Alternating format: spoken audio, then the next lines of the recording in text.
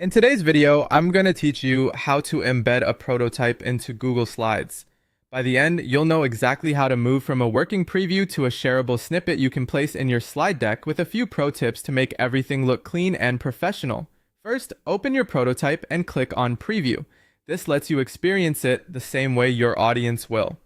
Take a moment to click through the flow, confirm the start point, and make sure transitions, hotspots, and overlays behave the way you expect.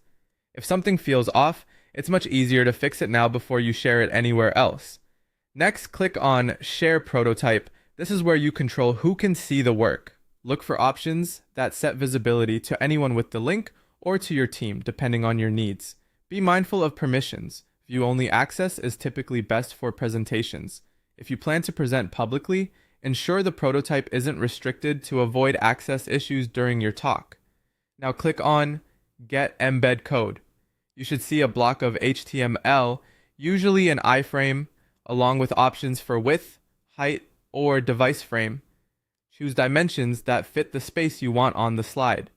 A common starting point is a medium rectangle that doesn't feel cramped. Keep in mind that the embed code simply displays the live prototype inside another page, so maintaining access permissions is crucial. Then click on Copy. Make sure you copy the entire snippet. Every character matters. If the tool offers a one-click copy button, use that to avoid leaving anything out. Don't worry about reading or editing the code, you just need it ready on your clipboard. Go to Google Slides, open the deck where you want to showcase the prototype and navigate to the specific slide. A clean, blank layout works well, so the prototype stands out and there's room for a concise caption or instructions for your audience. Finally, paste the embed code.